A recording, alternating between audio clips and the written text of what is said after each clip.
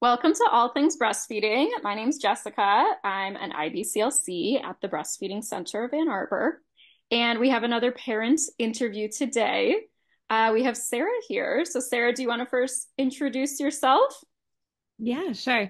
So I'm Sarah Kurz, and I am the mom of two little ones. Ezra is my oldest. He's 3.5, and Noah is how I met Jessica. Noah is 5 months old. You'll probably hear her for a minute in the background. My husband is on his way home, and will take over care. Um, but yeah. Yeah, so we've got two kind of feeding journeys to talk about with Sarah today. And we especially wanted to do this one because recently, I don't know if you saw this, Sarah, it was World Prematurity Day. Like World Preemie Day was earlier this month. And let me see, I have a little bit of info on this. This was started, I think, in 2011, I want to say, and it is to raise awareness of preterm birth and the concerns of preterm babies and their families worldwide. An interesting fact, in the worldwide and in the US, about 1 in 10 babies is born premature, meaning before 37 weeks. So, with that in mind, Sarah has a lot of experience with this because both of her babies were born premature. So, that's what we're going to be talking about. So, Sarah, can you first start? We're going to talk about Ezra first, who is your toddler now, but was, your first child. So, can you just share some info, some kind of the facts of like, when was he born gestationally, reasons for the premature birth, if you guys know, anything like that?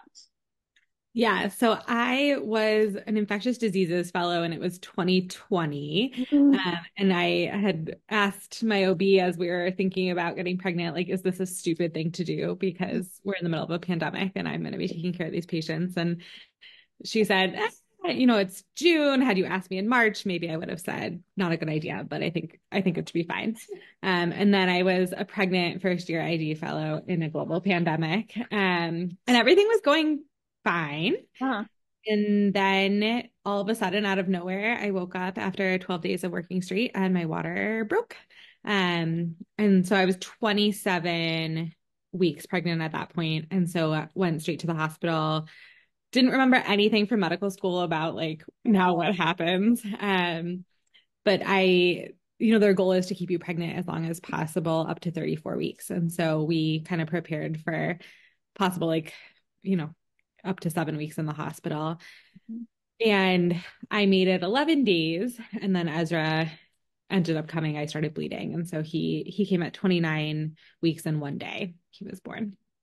Good. Okay, so this was total surprise. Like there wasn't anything before that week 27 that had indicated that this might be happening. Got it. No, it's a total low risk pregnancy. My plan was to like be in the low risk birthing suite at the local hospital with no intervention. So Yeah. no. Okay. Oof, I can't even imagine like the emotions, the mental state you were in, and physically, of course, too, but all of that I'm sure was overwhelming to say the least, is my guess. Yeah, it was really overwhelming. And I think my coping strategy was to be very like planner oriented about it and very like medical detail facts and like just I went into doctor mode.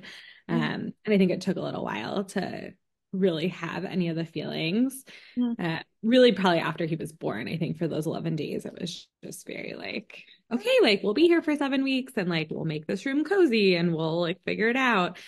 We were also really lucky in our timing in that no one on the floor that I was admitted to had been allowed to have visitors until Mm, like 5 days before I ended up being admitted. They had just changed the policy that people were allowed to visit. And so my wow. husband wasn't able to like visit at all. And no one else was allowed to see me in the hospital.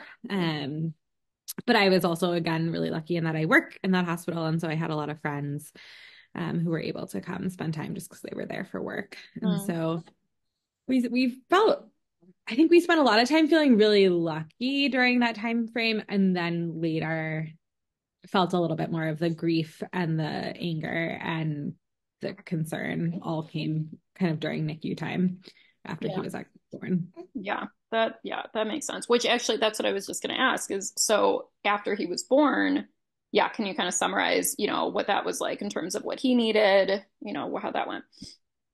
Yeah, so he was born in an OR because they have to like take him immediately to resuscitate him. And then at first, like they have a feeding tube. They're not even allowed to get anything by mouth at that gestational age. And so he had a central line and was getting total parenteral nutrition. And he was initially just on non-invasive respiratory support. But then in the second 24 hours, he like stopped breathing like 14 times, just like when babies are that little, they don't remember to breathe. And so they're all on caffeine. And even with max dose caffeine, he was having all these apneic episodes. And so they actually intubated him for 7 days just to make sure he kept breathing. So then that happened. And then he was on a lot of respiratory support just for the apnea. Like he was always on, like no oxygen, just like needed some positive pressure respiratory support for a while. And so he didn't really start being able to eat or do much stuff by mouth until later than I think we would have liked in his NICU journey. We ended up spending 72 days in the NICU. And when he finally came off respiratory support, he was very slow to eat. And we had a point where like the only thing keeping him in the NICU, like he had hit the weight requirements and he had, was holding his temperature and breathing fine and all of the things, but he just was still only taking about 40% of what they felt like he needed to take volume wise by mouth. And so he's still getting a fair amount through his feeding tube.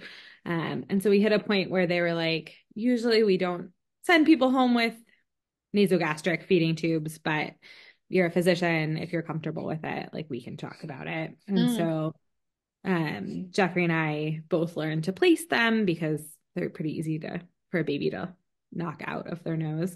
So we needed to be comfortable replacing it. And then we took him home 4 days before his due date. So right around gestational 40 weeks, which is typically, I think, what the expectation is in the NICU for a baby born at his age, is that they'll be there till due date. So Okay, got it. So then how long was he at home using the nasogastric tube? Another 3.5 months. Okay, got So it. he was chronologically 6 months when the feeding tube came out. Okay. And And after that, was it like, okay, we've graduated? That was like the final graduation piece, or do you feel like there was anything else? that was the final graduation piece. I had tried direct feeding because they encourage it and they have lactation consultants in the NICU. Yeah, and I want to talk all about that. But yeah, keep Yeah, yeah. So but like that wasn't going super well. And so we had just been, gavaging feeds and then doing bottles. And then he developed a bottle feeding aversion when he still had the tube. going. And, we can talk about kind of all the different resources and things that we went through. But, um, and so the bottle feeding aversion was a whole nother piece that we had to sort out Okay. before the tube came out. Okay. Okay. So, yes, I want to definitely hear all about the feeding aspect of this journey and pumping and bringing in your supply, kind of the lactation and feeding side of it. So, going back to the beginning. So first let's talk about, after he was born, what was your, information you were given or kind of state you were in terms of pumping, bringing in your supply, expressing? So before he was even born, neonatology talked with us about the fact that he, at the beginning, would likely be getting TPN and then eventually some oral feeds, but that it would be a while before we would even think about trying to direct feed him or latch him.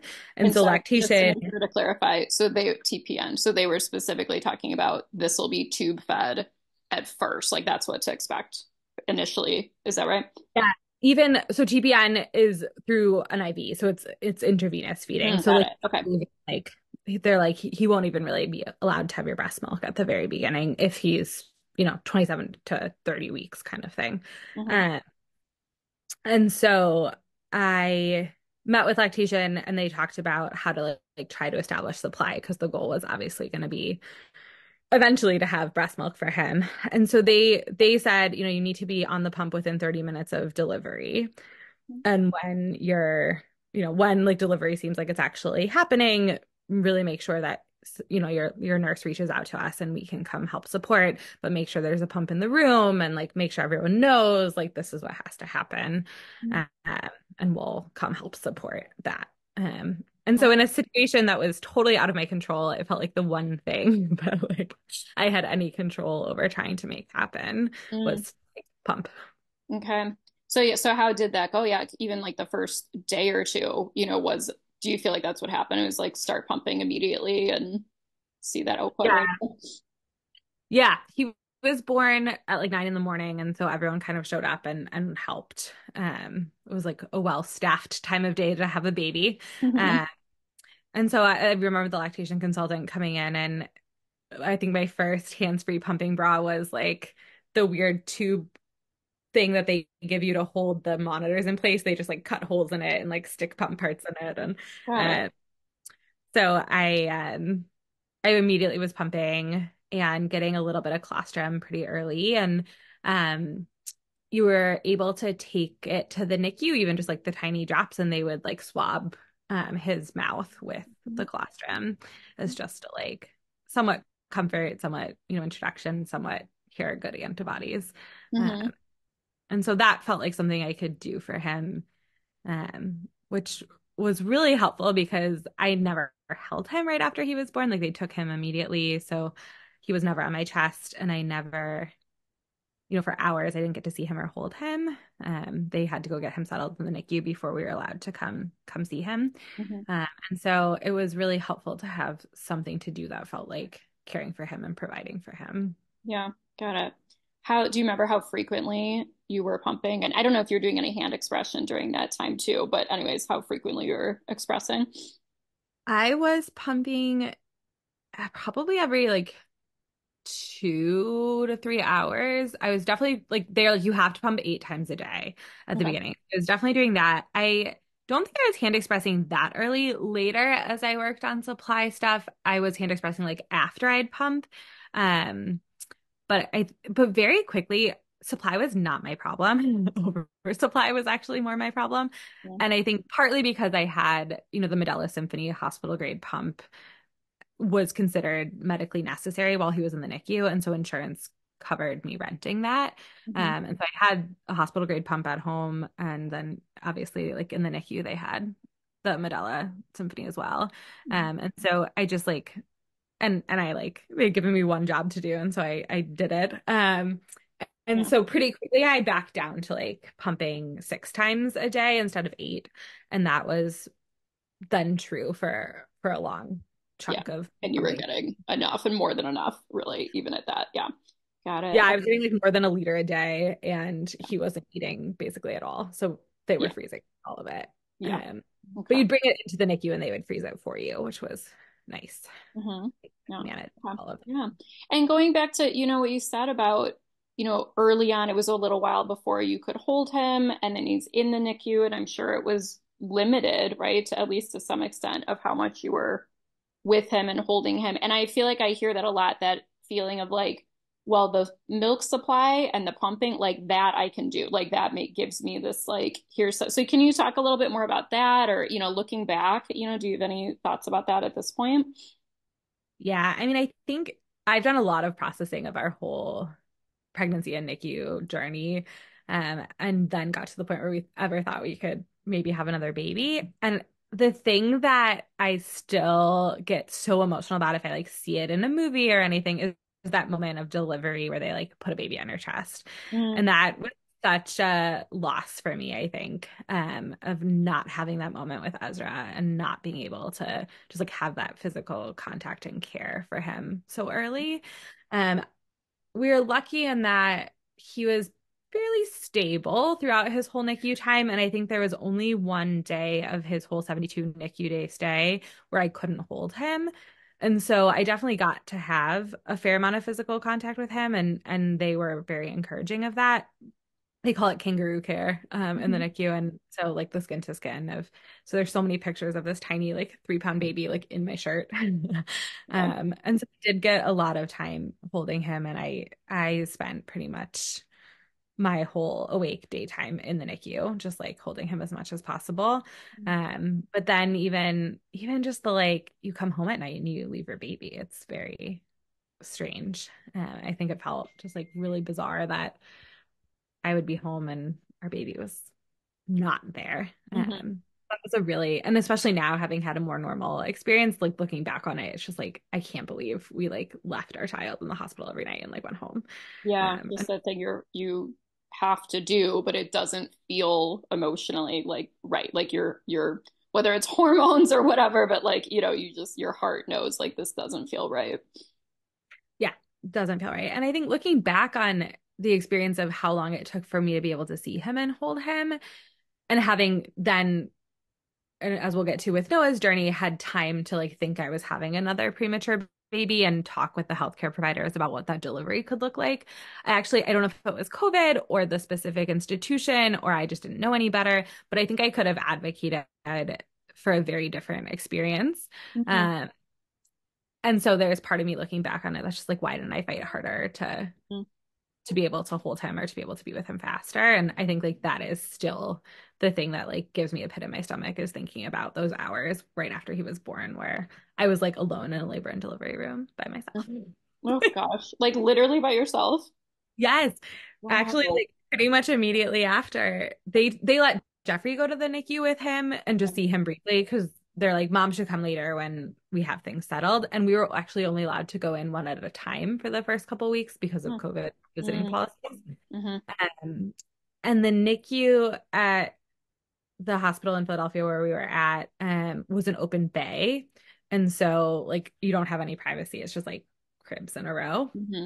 And so Jeffrey went up and I went back to this labor and delivery room by myself. And having now had another baby, it's pretty crazy that I was alone in the way that I was and Yeah. not monitored by medical staff. Yeah. But I wouldn't be better at the time. And so I called my mom and was like, hello, like this is very strange. I'm alone in this labor and Yeah. delivery room. I mean, hormonally, you're just like in a weird place. And I think I wasn't in a place of like grief and panic yet. I think Hmm. partly because of hormones, having watched a good friend then have a preemie, and she, for the first 24 hours, she was kind of like, oh, our babies are here. And then after the first 24 hours, I was like, oh my God, I can't believe this is what's Yeah. happening. You're probably kind of crash because of, oxytocin, whatever, like that hormone shift. Yeah. You probably kind of get a crash of like everything hitting you. Yeah. So Mm. looking back on it, it was a very strange beginning and very strange time, but I definitely, the being away from him at the beginning feels like a really painful thing that I mean, it was painful at the time, but even looking back on it, it feels just like something I really wish I could change. Yeah. Yeah. One of those things you'll probably always have grief over. It's just, Mhm. yeah, not the ideal and what would have wanted. Yeah. Got it. So, talking more about kind of the lactation journey, the feeding journey. So it sounds like your supply came in pretty well. There weren't any low supply problems or, delay of lactogenesis too, we call it, like the supply kind of coming in. Is that right? There weren't any issues with any of that side. If No. anything, oversupply, like you said, was Yeah. in terms of the oversupply, just to touch on that quickly, this is sometimes something I see a lot, a lack of anyone telling you like here's the max, like here's the amount you don't need to go past. What was your experience with that? I will say my whole lactation experience in the NICU was pretty terrible. Just in terms of like now knowing what I know, just what the knowledge base of the IBCLCs was, and just like I felt like everyone's goal was just like get as much milk as possible for the preemies Hmm. and not actually set you up for breastfeeding Yeah. directly or like think about what supply actually should be. So like no one ever talked about a maximum. It was just like pump more, bring the milk. Like, Yeah. Yeah. so there was a whole, they have an app that they created where everything got like scanned in and you could like track things. And so it felt like very gamified, and it felt very much just Yes. like And it kind of Great. sets you up for like the more the better, right? Like the goal is just more. And that is true to a certain extent, but like 30 ounces a day, 750 or 800 milliliters a day is like absolute full supply. Like you absolutely anything over that is oversupply. And I think a lot of times pumping parents, especially with baby in the NICU, are not told that, and they're quickly getting that amount or way more. I mean, I don't know if you know what your max was, what you kind of topped out at, but it's pretty I think common. No one's 1.3 told liters. that.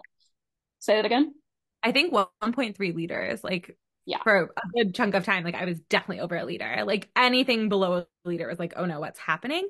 And when I look back on it, like there were times where like I power pumped and I like worked to bring up supply, and it was not at all because I was not like right. producing It enough. wasn't It was necessary.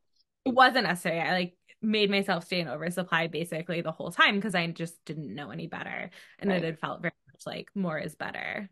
This is the Yeah. one thing you control, like Yeah. do it. Yeah. Right. Exactly. It feels like this. I'm doing this for my baby. More is better. Keep going. Keep building. Keep building.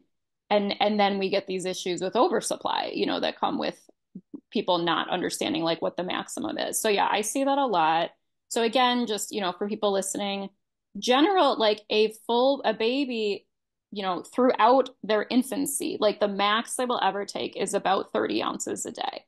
So we never need more than, 28 to 30 ounces is about the max, 800 ml or so. So just keep that in mind. If you're someone who's exclusively pumping for any reason, if we're not trying to get to an oversupply, sometimes people want it. They want to fill the freezer for whatever, or they're pumping for another baby too, or, sometimes there's reasons. But if we're not intentionally doing that, there is that max.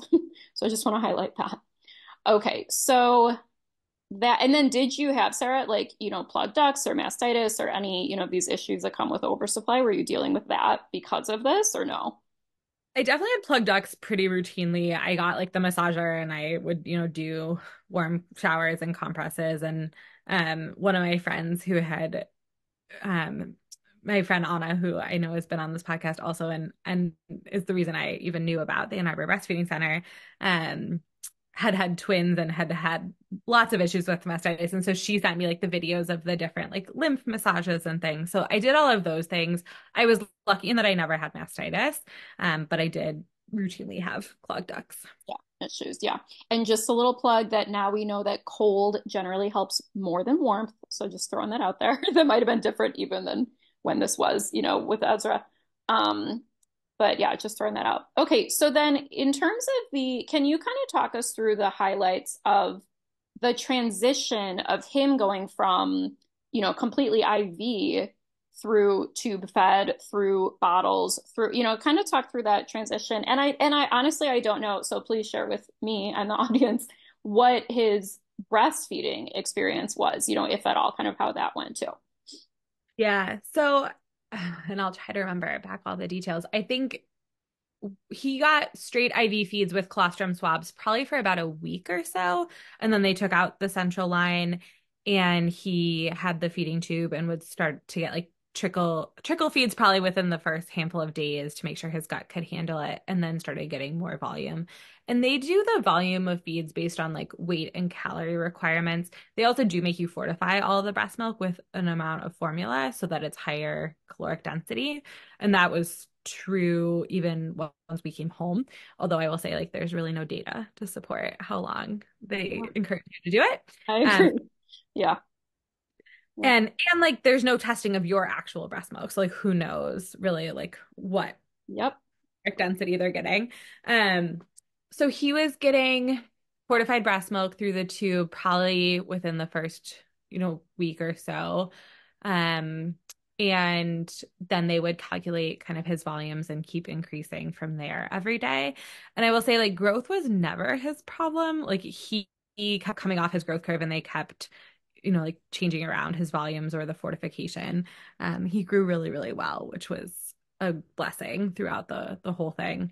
Um, and then he wasn't allowed to take anything by mouth until he was only on nasal cannula. Typically, they have to be 34 weeks or more and showing, like some oral cues.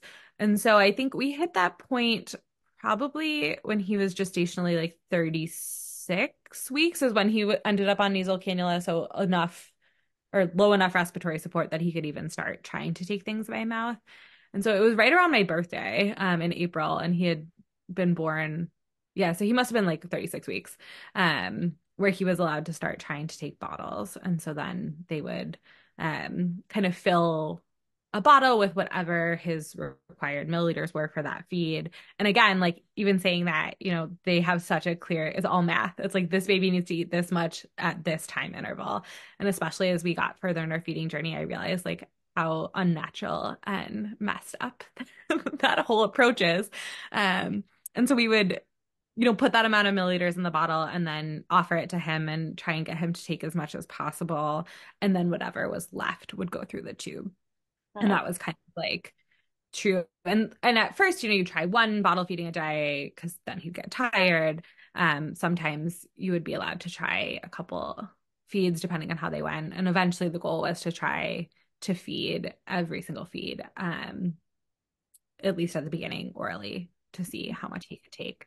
Um, and we were taught kind of to feed in a way that now looking back is very much about pressuring and encouraging the baby to like keep going. There's Mm, nothing about really paying attention to hunger cues. Everything happens on a 3 hour time schedule in the NICU. It's like at 3 hours, all the cares happen and then they eat. And then the 3 hours goes by and you do it again. yeah.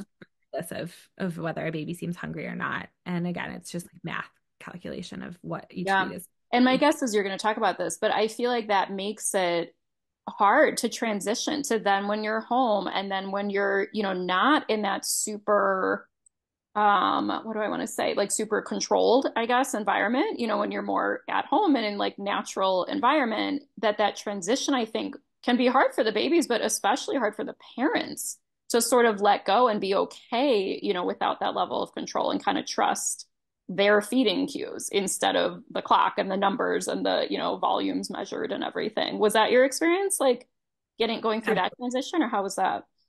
Absolutely our experience. I don't even think I like thought about hunger cues. Like that just wasn't even a thing that was part of our vocabulary Right. or like our sense of like trying to take care of him. It was just like it's been X number of hours. You're supposed to eat X milliliters. If you don't like this is then what you finished and now we'll gavage the rest. And we had like a crazy Excel spreadsheet where we would keep track of like every single milliliter of like how much did you eat, how much got gavaged, what percentage of each feed did you take by mouth, what percentage each day did you take by mouth, what percentage each week, like what is the trend? It And was this is so you, Sarah, much as someone with a medical background, right? I mean, of course, most parents going through this don't have the background you have. This is like really foreign to them and really, new. So, yeah, I mean, it can be a lot, like a lot to put on parents, right? And it's to keep these babies healthy, but just the experience is a lot, right? Yeah, and I think, I think the NICU care was amazing in many ways. Like our child would not be alive without modern medicine, and we're so grateful for the care that he got.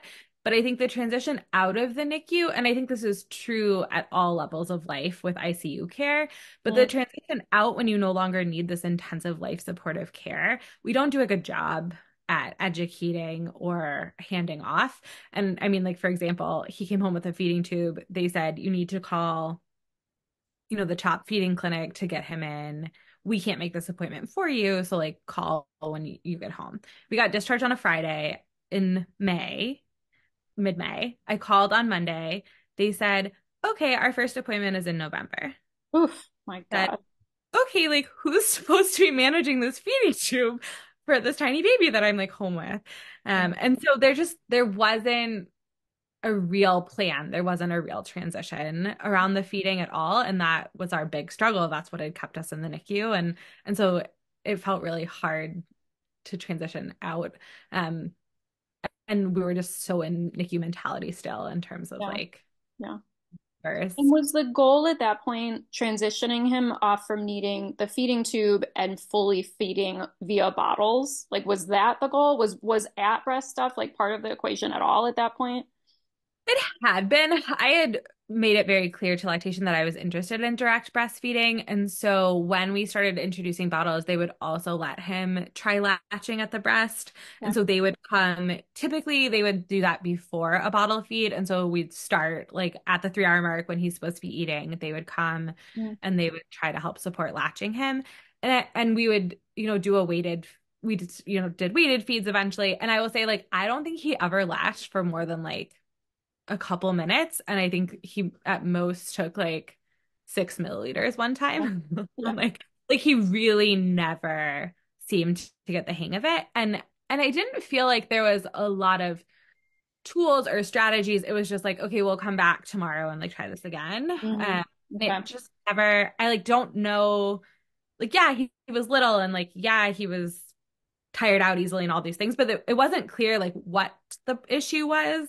Like it wasn't like we had a bad latch, or like there was a very clear like mouth nipple mismatch, or any of the things I've now kind of like learned about. Um and it just like it was kind of like, okay, you crossbody or you football him, try both. Like, oh, it's not really working, like give him the bottle. Yeah. Oh, he's tired. And we wanted to get out of the NICU. And so it was like, okay, like every time I'd breast, like I tried the breast, and then like, well, he's too tired to try the bottle. And then, he'd take a lower percentage by mouth that day. We're like, well, if we're ever gonna get out of here, like maybe we just focus Yeah. on the oral feeding and not the direct breastfeeding. And so it felt like I really felt conflicted because I did really eventually want to direct breastfeed him, but I didn't feel like I was getting great support in figuring it out. And then I felt like it was just taking away from him his bottle practice and keeping us in the NICU longer. And so eventually the bottle feeding kind of did become the focus. Yeah. That's really, really common to what I usually hear. And I think it is a combination of, everything you're talking about. But one of those is I really hear a lot of times that there's not a ton of support, while you're there to like truly actually be working towards that goal. It's like if it works, great, but if not, like, it's that just seems kind of like the support that you're given or not given, and exactly what you're talking about of like if he's bottle fed, we can get home, and that's what we really want, of course. So yeah, that's very common. Other countries I think do that differently for sure, but at least here, that's what we hear a lot. Um, so anything else then, after you were home, like how did things continue? How did things go? Where was the kind of like, okay, and then we kind of feel like we graduated from the NICU experience. Yeah, so we graduated from the NICU experience. We were home. We had a visiting nurse for a couple weeks who would check in. And it was so fascinating. She would be like, "You haven't been back to the ER?" We're like, "We haven't been to the ER." And she's like, "Wow, you're like the only family I've ever had with a 2-bed home who like doesn't immediately go back to the ER." It was like, Well, that's the bar for success here. Like it just like that was pretty overwhelming and eye-opening. yeah. Um, he had been taking about 40% or so by mouth when we went home, and that kind of stayed pretty stable. It was like 40 to 60%. We could not seem to get past that. Um, I did have a lactation consultant locally like come to our house. And again, like I don't know how helpful that really felt. And the goal was so much like let's try and get off the tube. And so it felt hard to keep working on breastfeeding as well. Right. And so much of the advice was just like, like take a bath with him, like do the, like have all this skin to skin Mhm. time. And I was having, a ton of skin to skin time, but also like we have a reflexy baby with a tube who like we're feeding on a schedule with a set amount. It just like it was hard to do like the regimented numbers driven NICU life that everyone seemed so fixated on with the like Mhm. where just like it will come organically and just like snuggle and it'll be fine. And that Yeah. just wasn't happening. Yeah. Uh, and so again, it just didn't feel like there were real practical tools or strategies to like bridge the two at all. And so again, we kind of just like focused on bottle feeding. And then we got to a and I will say the whole time, like he would throw up after every single feed. Mm. Like volume, like Wow. hit or splashing. And we would say that to the pediatrician, like he's throwing up after every feed. And they would say, "Oh, spit up is normal." And we're like, "No, like Huh. we've made like this is our first baby, but like this is not spit up. This is like empty my stomach, dry heave, tube coming out of my mouth. And I was like, I think we're overfeeding him. And so of course we get sent like to a GI specialist and they tell you that you have reflux and they put you on meds. Um, and I was like, no, I really just think we're overfeeding him. And the pediatrician was like, do not cut his volumes. And again, like his weight has been fine the entire time. He's like Right. growing well on his curve. And so eventually it took like a long time for me to feel empowered to make decisions based on my own intuition. And Yeah. I think part of it is I'm a new parent, and part of it is I have medical background and I'm a rule follower. Mhm. And I was like, well, we have all these great medical resources. Like we're at one of the best children's hospitals in the country. And then none of what we were being told seemed to actually fit with our own experience. And so I think eventually we finally said, like, no, we're going to cut his volumes. And then he stopped throwing up. And we were like, okay, like we're on to something. Yeah. Uh, and then he got to a point where he was crying when he'd go to get fed and like clearly seemed uncomfortable and like was starting to resist the feeding. And I was not the one primarily bottle feeding him because pretty much every time he needed to eat, I needed to pump.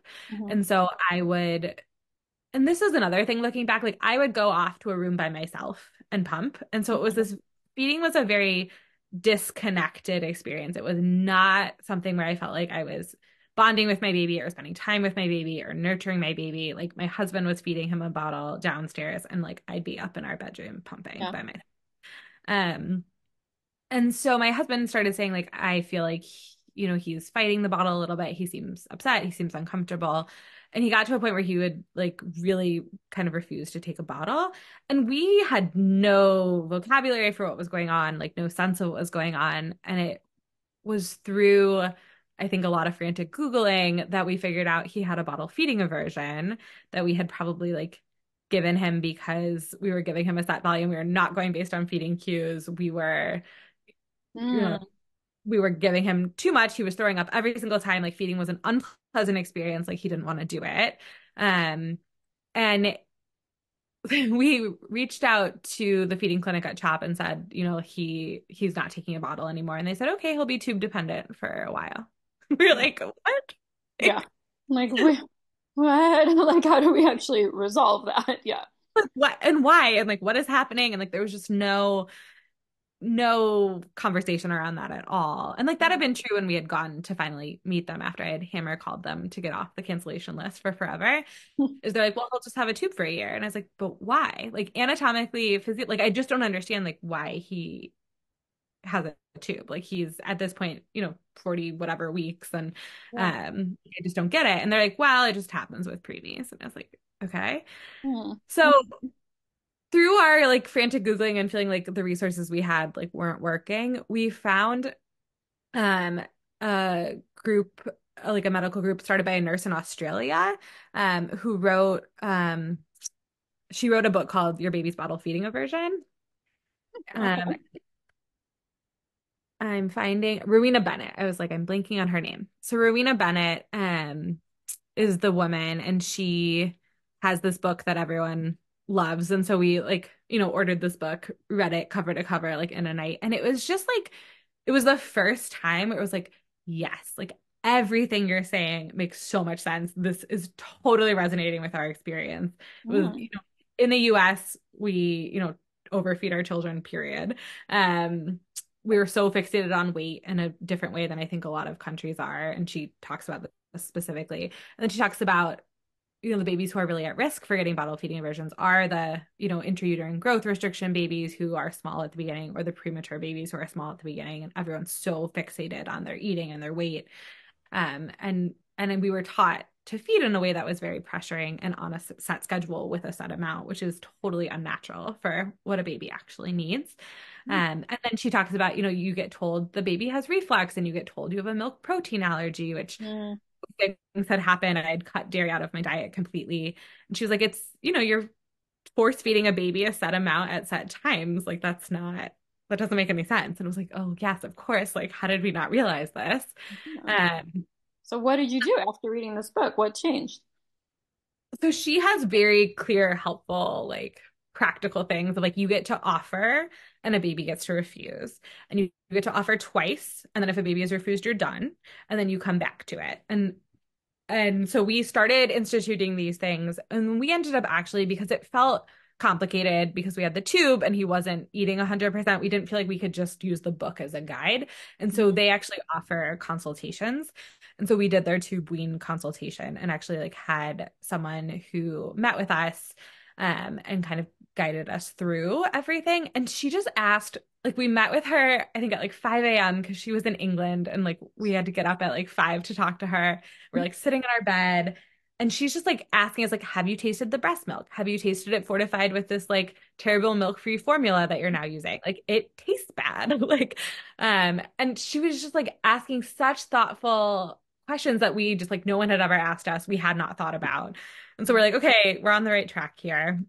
And with their help, we devised a tube wean plan. And we actually decided beforehand to do a lip and tongue tie release, which, especially now with all the New York Times like expose about it Mhm. and all the data, like feels complicated to look back on, but it had been brought up a couple times. It was not super obvious or clear, but we felt like if we were going to go through this whole process of trying to make eating pleasant again, we needed to do it before that, so that we wouldn't be then introducing any other kind of like pain into the situation afterwards. So we did it to make sure he could really suck and like Mhm. swallow. Um, and we did all the exercises from that, let him heal from that. And during that time, we knew he'd be a little bit more tube dependent, and we just really followed the golden rules of like offer and respect the refusal and really try to like go on hunger cues. Um, and so we did that throughout the healing period. And then once he had healed from the lip and tongue tie, we did a formal like tube wean plan. And so they make a whole individualized plan for you. And essentially, what you're doing is, in some ways, like a little bit of a calorie restriction to teach a baby to be hungry. And Mhm. so give them a certain amount. And if they don't take over, then you like give water through the tube, so that they're not getting dehydrated, but allowing them to still like be hungry. And so we knew like this is something the pediatrician would probably like, not be super thrilled about. Mhm. Um, and they warn you like babies sometimes lose a little bit of weight during this. And like at, like at day 5, if things are going in this way, then like we stop. Um, and we happen to have a weight check anyway at day 5. And so we're like, okay, we'll like use that as a good marker. And I was not at this pediatrician visit, but my husband took Ezra to the pediatrician and he had gained an ounce during that like period. And we were thrilled because he hadn't lost weight. And the pediatrician was horrified because he had only, Yeah. um, but we were really lucky. And I think like because he had had some time where he wasn't feeling pressured, like he was really ready for it. And so at the end of day 5, like our weaning program went really smoothly. And at the end of day 5, our consultant said, if he pulls the tube, like let it stay out. And we woke up the next morning and he had pulled the tube in the night and we're like, all right, here we go. Okay. And we never looked back. He figured it out. It was like Wow. successful for a long time. And it took us a couple weeks to send back all the medical supplies of like the pump and things because we were just like nervous. And it took us a long time to stop keeping a spreadsheet of every single milliliter, even if we didn't do anything with that information. Um, but he did great. And then, we were really worried about introducing solids and all feeding things kind of down the road. And luckily those things have gone pretty smoothly and he's not a huge eater, but a very varied eater. Like one of his favorite foods is bindi masala, like the okra dish. Mm, Like yum. yeah. Awesome. So Well, good for you. I mean, that's amazing that you did your research, found a resource that you felt like worked for you within reason. I mean, I like that you're sharing also like you weren't going to follow this blindly, and like if it wasn't working out, health-wise, that you'd, reconsider or whatever. But I'm glad that this worked and that it was, not, it was like finding your own resource that you felt like worked for your, unique situation and for what he needed. yeah. It definitely took us a while to get there. And I think it just highlights that like, and I find this so often working in the American medical system, but there just isn't any room for things that deviate Yeah. from Right. this is the plan. And it took a long time for us to be like, wait, this isn't working. And I don't know if it hadn't been our first child or things had been a little different, but I think I feel this with a lot of friends who have kids with all sorts of different challenges that come up of like, you really know your child best. Yeah. And you need providers who understand and respect that. Yeah, agreed. Yeah. It's like no matter what, as a healthcare provider, the way I think of it is I'm never going to know the full story. Like even if I had all the hours in the world with the family, which obviously I don't, but there's always pieces to that lived experience, that day to day that I'm not going to know. They are the expert on their kid, their day to day, their life, like what's going to work and what's not. So I think sometimes the healthcare system does not act like that. It acts like, the healthcare provider is the expert and the family should just follow along, right? Yeah, it's definitely changed the way I practice medicine. Just, and I don't luckily deal with children, but of just I don't know, it's just made me a little bit less judgy and a little bit more open, I think, to Yeah. Yeah, that's great. perspectives. Okay, so fast forward, we're gonna talk about Noah a little bit, but how's Ezra doing now? Three and a He's half years great. old. Yeah, he's great. He's a very sweet, happy. You'd never, I mean, it's wild. He's a boy, so I feel like boys usually are verbal later, and he was a 29 weeker, but this kid is like his vocabulary is absurd. It's always been. He's just like super chatty, super outgoing, sweet little kid. He's been a joy. So, Yeah. And that whole early beginning that like, oh my gosh, so stressful, so emotional, so much, like that's behind you. And I'm sure it'll always be a part of, your experience, your journey with him. But yeah, to just kind of move on and be, into just regular quote unquote, you know what I mean? But like not have to be focused on the same things that you were is great. yeah, it's when we moved and like we're trying to figure out daycare and it was so stressful. I like looked at Jeffrey at one point and I was like, oh yeah, these are the normal stresses of parenthood and Yeah. like God for this. So like let's just enjoy the fact that like this is a like normal, healthy experience that we're having and it's okay to be stressed about it, but like also thank God that these are the stresses um, of our life right now. I Ezra loves music and had really wanted to play violin. And so he started violin lessons at 3. Now we've been having a fight about practicing, of course. And I was feeling really frustrated the other week about it. And then I was thinking, and I was like, if you had told me 3 years ago, as his tube was coming out, that the struggle and stress would be about violin practice, I would have been like, sign me up. Yeah. Like, Yeah. so No, that's he a feels good very, question. Also, at 3 years old, the fact that he's doing violin at all, let alone like let the practice go. Like that's amazing that he's even doing that at all. yeah, Count that as a no, win definitely, in itself. definitely driven by him. That's great. So, okay, so let's just spend a little bit of time on Noah. So if correct me if I'm wrong, I think you guys were kind of expecting for her to be born early. Is that right? Yes. So I like met with high risk OB and had all these conversations of like, we don't know why my water broke all of a sudden with Ezra. Like, what is the risk of this happening again? Like, are there anything like is there anything I can do? Is there anything I should think about? And everyone was kind of like, that was a freak thing. There's no reason it happened. We don't know. You'll never know, but your risk is the same as anyone else's, which is about 3% chance that your water breaks early like that. So I was like, okay. And so eventually, after a lot of processing and thinking about it, we decided we'd have another kid. Um, and everything was pretty fine until my anatomy scan. And then my cervix was a tiny bit short, but like not even significant, but that felt stressful. We were watching that. Mm. Um, and then at 29 weeks, I think I made it to 29 and 4. So I was like, wow, I'm like past where I ever was pregnant before. And I was home and all of a sudden out of nowhere I started bleeding um unexpectedly. And so went straight into the hospital and was there for 3 weeks the first time. And I will say, like on that drive over, I was like, okay, and we're gonna have another 29 weeker. Mm. Um, and I got there and they're like, oh no, like we don't need to move to delivery, right? Like, like you can bleed as long as like you're stable and baby's stable. And I was like, oh, okay. So again, like learning about, what we can tolerate in terms of, Yeah. what's happening. Um, and I bled for 3 weeks and stayed in the hospital for 3 weeks while I was bleeding. But it was never enough that she was unstable or I was unstable. And so we just kind of lived in the hospital and took walks, and Ezra would come visit every day. And Wow. so at that point we knew she would probably come early, and they talked about like how long they would, they kind of said you get 3 strikes and you're out, like 3 bleeds, and then we Mm, deliver. And so after 3 weeks, things slowed down and I went home and I was like, they're like, you'll have as much time as you have. And if you start bleeding again or anything else, like come straight back.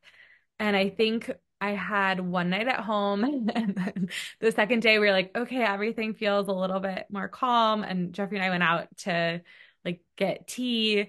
And I stood up to use the bathroom one more time before coming back home for the evening, and like was bleeding again. And so went straight back into the hospital and spent another handful of days there and then stopped bleeding again. So they're like, okay, go home. And like, same deal. And then that time I had a handful of weeks at home. And so we started feeling a little bit more reassured as we got, closer to 30 weeks and then past 30 weeks. And from our own experiences, we knew, a 29-weeker can turn out totally fine. A 30-weeker can do fine, but really did not want another big NICU journey if possible. yeah. And in the end, I made it to right around 35 weeks. And then I ended up with preeclampsia. And so they had already been saying because of the bleeding and now with the preeclampsia, like we're just going to do a scheduled induction at 37 weeks. So like you can go to term and then like not past. And then 2 days after I got diagnosed with the preeclampsia, I started bleeding a third time. And so I was back in the hospital, and within a couple days, they're like, yeah, let's induce. And so she was 35 and 2, I think. Okay. And you said that, 35 week, she didn't need to go to the NICU, correct? Which is Correct. amazing. And that for you guys, even though people, we hear 35 weeks and we're like, oh, preemie, that's really for you guys. It was like 35 weeks. This is so easy. She's so big. Like, this is such a, right? Was that your general experience with her?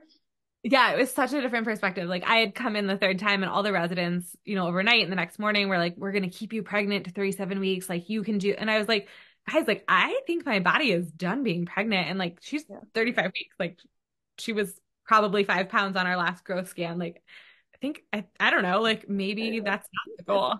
And then within 2 days, the attending was like, yeah, let's go ahead and use. And they're like, we need to talk to the NICU. And we had met with the NICU a couple of times, and it just felt like such a different place to be at 35 weeks. Yeah. And we had just very different conversations ahead of time with nursing staff, with the NICU team, with the OB teams. And they were very much like, after 34 weeks, you don't have to deliver in the operating room unless, something's happening. And there's always time for baby to stay on your chest, even if it's 30 seconds while we cut a cord, like we prioritize that. They have a baby stabilization space right next to the OR. And they said, like, we'll bring you there as soon as you're stable and safe. We basically prioritize Yeah. you. Do You you can feel just like the big difference was the week, the gestational age? This was also different hospitals, completely different hospital system, right? Because you moved from Pennsylvania, right? And now in Michigan. So how much of that do you feel like was the age and how much do you feel like was the hospital or like the protocols, change? It was definitely the hospital because when I came in bleeding at 29 weeks, which is when Ezra was born, this was the conversation we had with neonatology. Got Just it. there. Okay. So it's a very different NICU space. It's a very different, they're like, we can take you on a tour of it. I will also say it's not COVID, Yes. which is obviously a huge piece of it. Variable. I Yeah. do think it is the health system. Got it. Yeah. Just curious what your thoughts were on that. Okay, so then she's born, and like we said, she did not need to go to the NICU. She was, I mean, you guys were home within a couple days, right? It was kind of like the usual quote unquote timeline, even though she was 35 weeks, correct?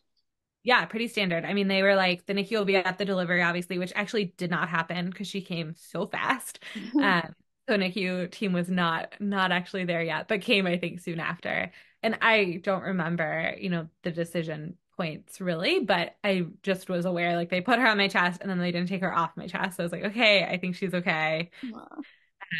And then they and then I had no idea what I was supposed to do about like trying to latch her. Like I had asked my friend a couple of days before, I was like, so what happens if like the baby is with you after you like deliver? Like what do you do? Like what happens? Like and she's like, oh, they just like latch. And I was like, what? So I got very unprepared for like what I was supposed to do in terms of trying to latch or like deal with supply. I was like, I just knew I had to be on a pump within 30 minutes. Like, if I have a baby who's still with me, like, what am I supposed to be Yeah, doing? what do I do here? Uh, Yeah. Yeah. and So so how were those first couple of weeks, let's say? Like what was this first couple of weeks with Noah in terms of feeding and your we supply? were triple feeding. And so we would latch her and let her eat a little bit and then bottle feed her. And then I would pump. Because And if we I did that. remember correctly, your supply came in right away again. Like there wasn't any supply issues, but she just still wasn't, even though, she's much older, but still 35 weeks. She wasn't at that point of like getting a full feed at the breast herself, but she could handle bottles. We weren't talking about like tube feeding or anything, but okay. Yeah, she did well with bottles from the very beginning. And I think I met you probably at like week 2 or so. And so she was still pretty little. And we talked about how like she just, first of all, like couldn't physically get a full feed. She would just like would tire out. And also she just like didn't know, like we couldn't trust her to know like whether she'd gotten a full feed or not. Right. Because of Both sleepiness and at that age and that kind of stuff. Yeah. Yeah. And so we were definitely giving her the bottle after, and she did really well taking bottles. And so I think we did that for probably like 4+ weeks where we were triple feeding Mhm. Were her. you triple feeding that whole time, like every feed, or was it some feeds triple feeding, some feeds? How did that go? No, I think we were triple feeding every feed for Oof, like okay. Sorry. Sorry, my reaction is like, oh my goodness. If you want to do that, that is totally fine. It just kills me when people don't. And I know we talked about this, so I know you knew there are other options. Like you don't have to do that every time. And sometimes that helps families so much to know that. But other yeah. times families want to do it. Like they're fine doing it every time and that's manageable to them and that feels okay. So it sounds like you were in that boat. Yeah, we definitely figured it out. I think we around that point, Jeffrey and I were talking about like it will go one way or the other, and either like she's gonna figure this out and we'll like exclusively mostly direct feed, or at some point I'm very good at exclusive pumping and we'll just kind of go that way. Yeah. Um, and so I think she was starting, we had pretty good indication that she was starting to really figure it out. And so that made it feel a little bit more doable. And then we got to a point where she could just take full feeds at the breast. Yeah. And did you feel like was there anything that really got her there, or was it just time and development and waiting for her to be ready? Or what do you think kind of was the process that got her to full feeds at the breast? Yeah, I think it really was just time and her development. I don't feel like, I feel like we had good strategies, but even from the beginning, like when you met her at 2 weeks, you're like, it's all there and it will come together, but like it's just gonna be a matter of time. Yeah. And so I don't feel like we needed, I never needed a nipple shield. Like there wasn't kind of mismatch. Her latch was pretty good. I Mhm. was never having significant pain, which, from many of my friends, like it's so common to have Mhm. all this pain and difficulty. And like that was never the problem. She clicked a lot. And then we did actually go to physical therapy for a little while. And there was nothing super clear about why she was like losing section. And then she just kind of stopped.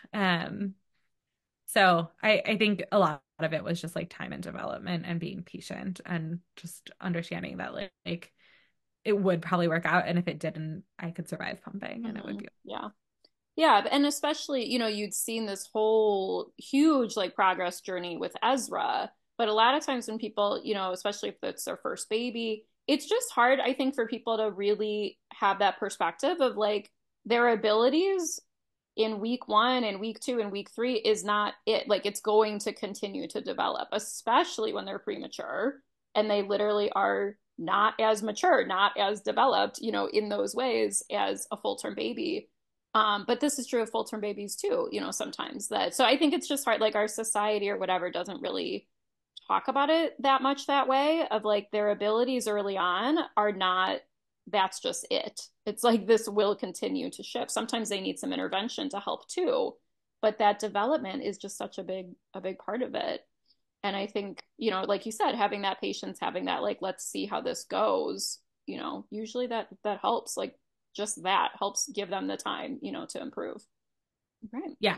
Then How old do you think she was when once you were, didn't have to bottle feed unless you wanted to, kind of thing? Like she could get full feeds at the I breast. think like 5 or 6 weeks. Yeah.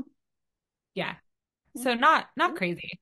I Mm-hmm. feel like, and now and then we had the whole conversation of like how do we make sure she like will continue to take a bottle, and you talked about, a couple feeds a week with a bottle will keep her in practice. And so I think the nice thing about the fact that she did that early is like I went and got a massage week 3 postpartum, whatever, because Jeffrey could just feed her. And so we have kept her in practice with the bottle, and that makes the transition to having other people care for her as I've gone back to work much less stressful also.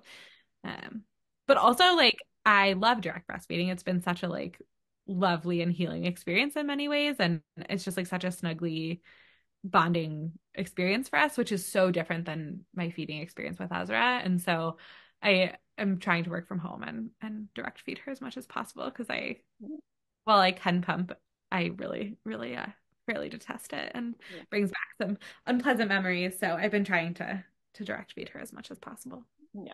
Got it. And she's 5 months now, said, and doing good, right? Yeah, growing well, doing good. Sweet, really sweet baby. She's very kind to us. So Oh, we feel really lovely. amazing. Well, Sarah, this I think was so helpful. Again, like we said, and obviously every baby's journey, every family's journey is so different, when having preemies and always, but I was just gonna say 1 in 10 families in the US, have a premature baby, and every journey is completely so different, and what the long term, is gonna be for that baby and child is so different. But just hearing, your experience and like one family's experience with both of these little babies, I think is helpful because if you haven't been through it, I can't even imagine, right? And I've worked with families and heard these stories before, but when I hear the details, like this, it's like, oh my gosh, like I cannot imagine that what that was really like, day to day. I know it's such a an experience that's just so different. Like if you haven't had it, to be able to really picture it and understand it.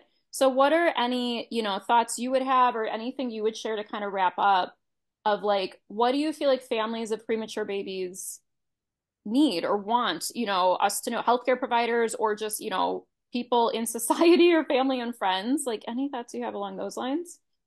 Yeah. I mean, I think the thing that really was mind-boggling to me is we had gone to so many different physicians, seen so many different specialists about many things, and nobody in meeting us and hearing like we had a 29 weeker, we spent 72 days in the NICU, nobody ever said like, wow, that must have been really hard for you. Mm. Or like Really? acknowledged it. Yes. And in medical Wow. school, like I feel like you're taught if someone in a family history mentions that their parent died or their grandparent died, you should pause and say, like, I'm really sorry for your loss.